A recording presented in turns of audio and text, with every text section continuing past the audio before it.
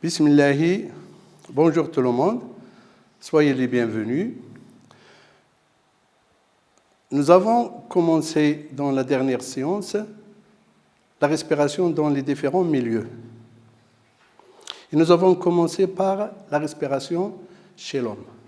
Aujourd'hui, nous allons traiter la respiration chez le criquet. Alors, on va commencer par une petite introduction, sachant que le criquet est un insecte. Il respire dans le milieu aérien. Alors, comment respire-t-il le criquet? Est-ce que sa respiration est pulmonaire comme l'homme? Puisqu'ils respirent tous les deux dans le même milieu, qui est bien sûr le milieu aérien. Alors, avant de commencer le processus ou bien le phénomène de la respiration chez le criquet, il est nécessaire de savoir son anatomie. Alors, la morphologie du criquet ou bien l'anatomie du criquet, elle nous permet de savoir les organes de son corps. On voit ici, bien sûr, la tête, donc son corps est composé d'une tête, un thorax et l'abdomen, plus bien sûr les ailes, et puisque c'est un insecte, il a 3 paires de pattes, et ici on voit bien sûr 10 antennes.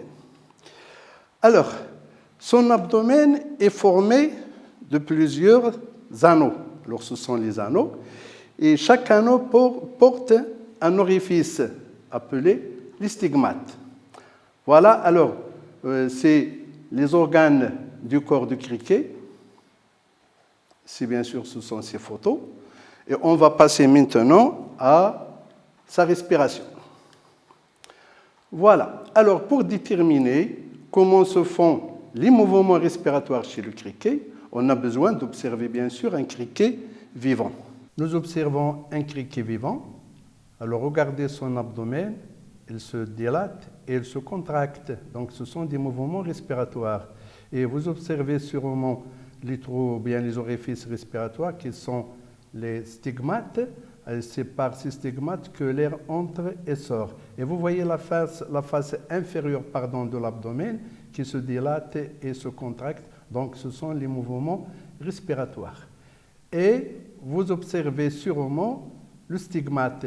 Il s'ouvre et il se ferme pour permettre l'entrée et la sortie de l'air. Voilà. Malheureusement, on n'a pas de vidéo pour observer ces mouvements respiratoires. Alors, ces mouvements respiratoires sont bien sûr des mouvements de l'abdomen. Alors, je reviens au schéma du corps du criquet. On observe bien sûr la dilatation et la contraction de son abdomen. Son abdomen se dilate et se contracte de façon continue. Alors, à quoi servent ces mouvements?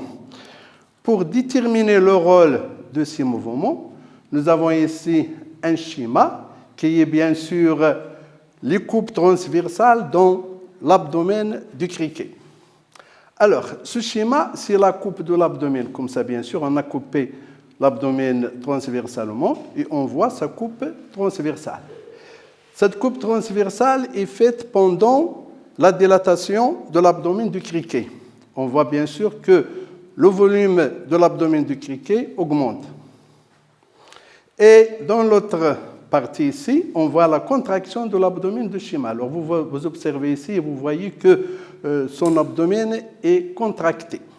Alors, lorsque l'abdomen du criquet se dilate, l'air ambiant, ça veut dire l'air extérieur, entre par les stigmates au corps du criquet.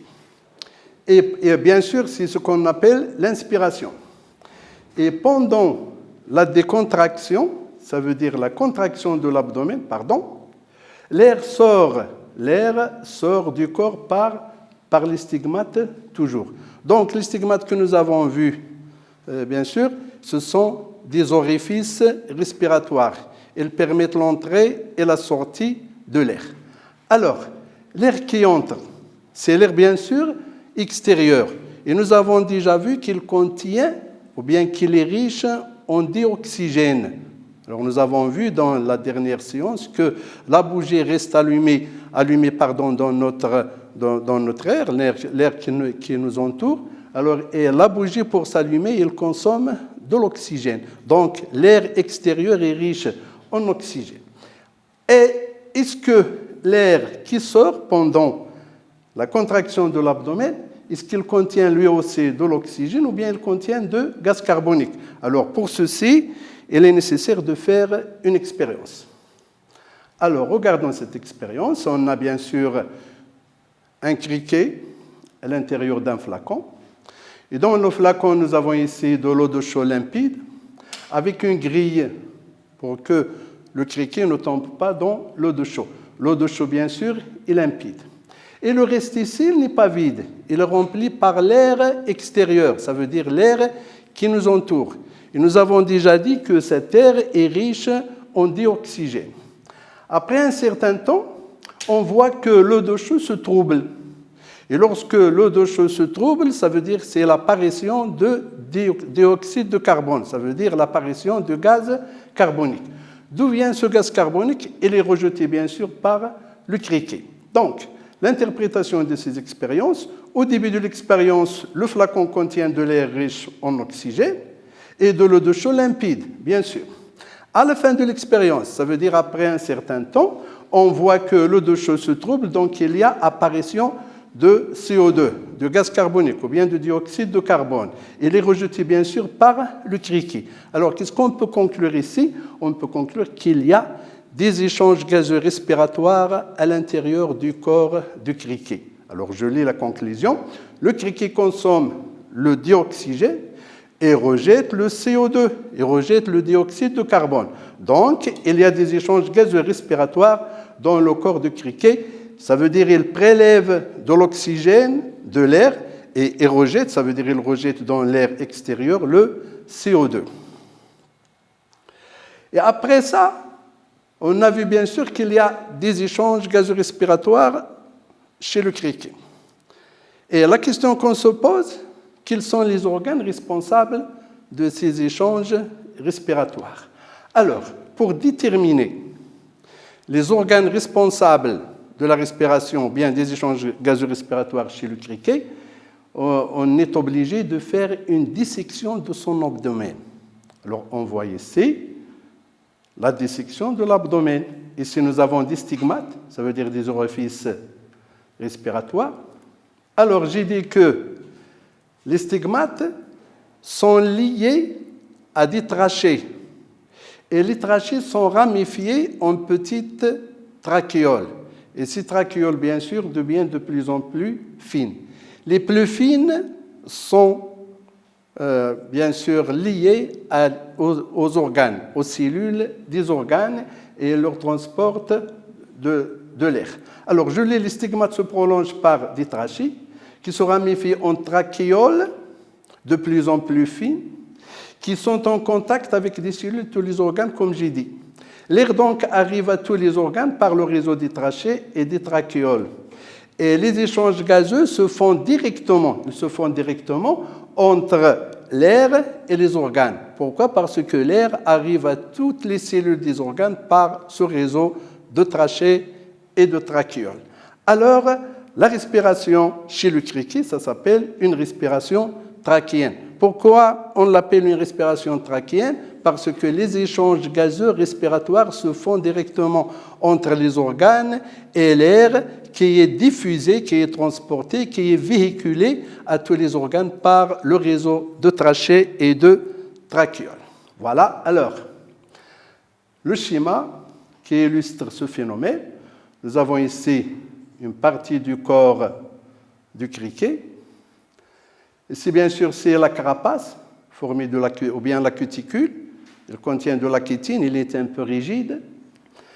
À l'extérieur, il y a bien sûr l'air extérieur qui est riche en oxygène. Ici, on voit le stigmate. Et c'est par ce stigmate qu'entre l'air riche en oxygène et sort l'air riche en CO2, en dioxyde de carbone. Nous avons ici les trachées. Alors, on observe ici que ces trachées, elles se ramifient en trachéoles qui deviennent plus en plus fines.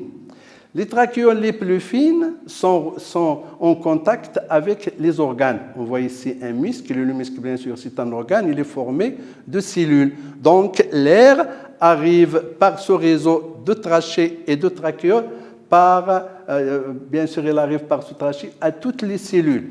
Et bien sûr, les échanges gazorespiratoires se font directement entre l'air et les cellules. Est-ce que le criquet a du sang? Bien sûr, il n'a pas de sang. Mais il a un autre liquide qui s'appelle l'hémolymphe. Il transporte d'autres éléments nécessaires à sa nutrition et au fonctionnement de ses organes. Mais il n'a pas de sang, bien sûr, parce que l'air arrive à tous les organes. Alors je lis, les stigmates sont reliés à un réseau de trachées et de trachéoles, où circule l'air pour arriver à tous les organes. Les échanges gazeux respiratoires se font entre les cellules et l'air. Les cellules donc prélèvent de l'oxygène de l'air et rejettent du dioxyde de carbone. La respiration du criquet, comme j'ai dit, est une respiration trachéenne. Alors passons maintenant à la respiration de la grenouille. Donc la grenouille, il a deux sortes de respiration. Une respiration pulmonaire et une respiration cutanée. Parce que le criquet, c'est un amphibien. Ça veut dire qu'il peut vivre dans le milieu aérien comme il peut vivre dans le milieu aquatique. Et surtout en période d'hibernation, il reste enfui dans la vase qui est bien sûr qui est mouillée, qui contient de l'eau. Et la respiration pendant cette période est cutanée.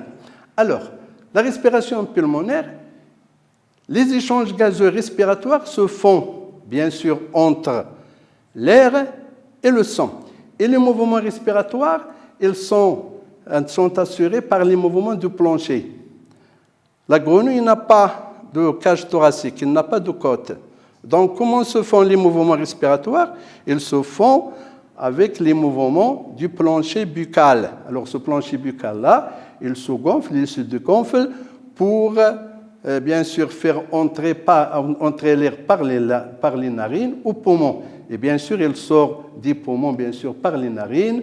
Donc, ce sont les mouvements respiratoires. L'air qui entre toujours est riche en oxygène et l'air qui sort est riche en dioxyde de carbone. Donc, la grenouille a une respiration pulmonaire et les mouvements respiratoires se font avec le plancher buccal.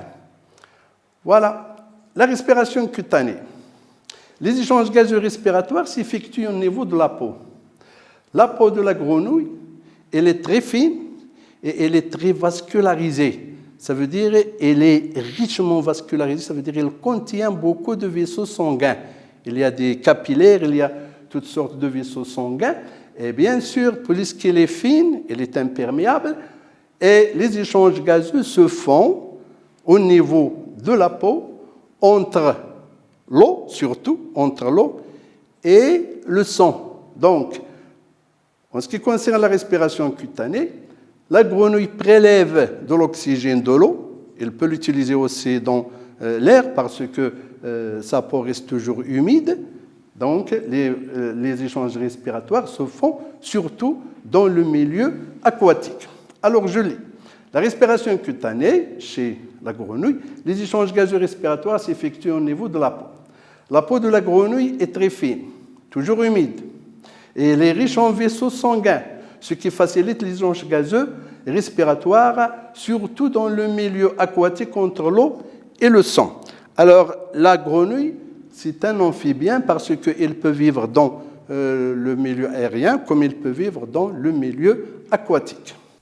Vous observez une grenouille vivante. Alors, regardez-moi les mouvements du plancher buccal. Alors, ce sont les mouvements respiratoires. Le plancher buccal s'abaisse et, bien sûr, s'élève pour permettre les mouvements respiratoires. Observez les narines. Ils s'ouvrent et ils se ferment pour permettre l'inspiration et l'expiration. Et bien sûr aussi, on voit clairement les mouvements de plancher buccal et on voit aussi les narines qui s'ouvrent et qui se ferment. Et ce sont, comme j'ai dit, les mouvements respiratoires. Voilà. Alors, passons maintenant à une petite conclusion. Donc, l'homme et le criquet respirent dans le même milieu, c'est le milieu aérien. Mais la respiration chez l'homme est pulmonaire et la respiration chez les criquets et les autres insectes, bien sûr, est trachéenne. Et chaque animal prélève l'oxygène de l'air et il rejette du dioxyde de carbone, mais avec de différents organes. Alors, c'est ce qui concerne la respiration chez le criquet et chez la grenouille. Alors, passons maintenant à la respiration des plantes. Est-ce que les plantes respirent? On va voir les expériences. Alors, on a ici une plante chlorophyllienne, ça veut dire une plante verte. Elle contient de la chlorophylle. Alors, nous étudierons ensuite la photosynthèse, ça veut dire la synthèse des matières organiques par les plantes vertes, qu'on appelle les plantes chlorophylliennes. On a ici une cloche opaque. La cloche opaque ne laisse pas passer de la lumière. Alors, qu'est-ce qu'on voit ici? On voit que l'eau de chaud est troublée. Je ne l'ai pas mis ici, mais il se trouble ici. Alors, il est troublé. Il doit être troublé. Que se passe-t-il donc? La plante consomme de l'oxygène et rejette du gaz carbonique. Alors, c'est le gaz carbonique qui a troublé de l'eau de chaud. Alors, j'ai oublié la couleur de l'eau de chaud, mais il est là, mais il n'est pas visible. D'accord? Alors, il est troublé, il n'est pas visible. Alors, vous observez sûrement des petits points qui indiquent le troublement de l'eau de chaud. Donc, dans l'obscurité, les plantes vertes, qui sont des plantes chlorophylliennes, consomment de l'oxygène et rejettent du gaz carbonique. Passons à l'autre expérience. Ici, nous avons une cloche transparente. La cloche transparente, elle laisse passer de la lumière. Est-ce que l'eau de chaud est troublée? Non. L'eau de chaud ici reste limpide.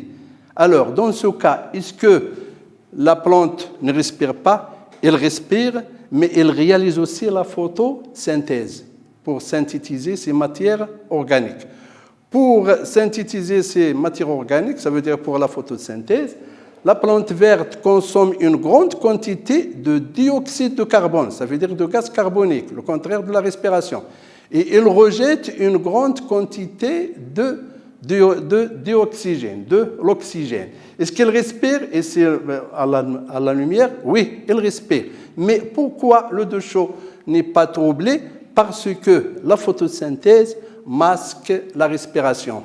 Alors, la respiration et la photosynthèse se font en même temps. On va voir ceci dans le résumé. Mais la photosynthèse masque la respiration. Pourquoi? Parce que le volume du gaz utilisé pendant la photosynthèse est plus grand que le volume du gaz utilisé dans la respiration. Dans la respiration et la consommation de l'oxygène et rejet de gaz carbonique, mais au cours de la photosynthèse, en présence de la lumière bien sûr, ça se fait par la consommation du gaz carbonique et le rejet de l'oxygène. Alors je lis, la plante chlorophyllien absorbe de l'oxygène et rejette de CO2, elle respire de façon continue, ça veut dire soit en obscurité, soit à la lumière. Donc il y a une respiration continue, il ne s'arrête pas, il se fait sans cesse. Mais en présence de la lumière, la plante chlorophyllien, ça veut dire la plante verte, elle respire et elle effectue en même temps la photosynthèse. Ça veut dire qu'elle réalise la photosynthèse. Ça veut dire l'absorption de dioxyde de carbone et le rejet de dioxygène. Mais la photosynthèse masque la respiration. Alors, cette fois-ci, on a une plante non chlorophyllien qui est un champignon. Donc, puisque c'est une plante non chlorophyllien, donc elle est dépourvue de la photosynthèse. Alors, qu'est-ce qu'on voit ici? On voit que l'eau de chaud est troublée. Donc, le champignon, il respire seulement, même s'il y a de la lumière, parce que la cloche ici, elle est transparente. Alors, le champignon, il consomme de l'oxygène et rejette du gaz carbonique, ce qui a troublé l'eau de chaud. Alors, cette respiration, bien sûr, se fait de façon continue. Il n'y a pas de la photosynthèse. Alors, le champignon est une plante non chlorophyllien, elle n'effectue pas la photosynthèse. Elle respire de façon continue comme tous les êtres vivants en absorbant de l'oxygène et en rejetant du gaz carbonique. Pour la conclusion, toutes les plantes respirent à la lumière et à l'obscurité. Ils absorbent de l'oxygène et rejettent du gaz carbonique. À la lumière, chez les plantes chlorophylliennes, la respiration et la photosynthèse se font en même temps, mais la photosynthèse masque la respiration. Alors, passons maintenant aux organes de la respiration des plantes. Est-ce qu'il y a des organes spécifiques pour la respiration des plantes? Bien sûr, non. Alors, toutes les parties de la plante respirent. Ils absorbent de l'oxygène et ils rejettent du gaz carbonique.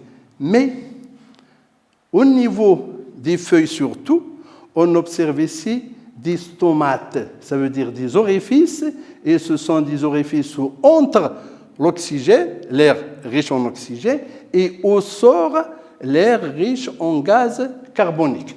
Alors, ici, on observe la face inférieure d'une feuille, et on voit ici par transparence, on voit des petits points. Alors, ce sont des stomates. Ils se trouvent sur toutes les parties de la plante, mais surtout sur la face inférieure des feuilles. Alors, c'est par ces stomates que entre l'air riche en oxygène et sort l'air riche en dioxyde de carbone.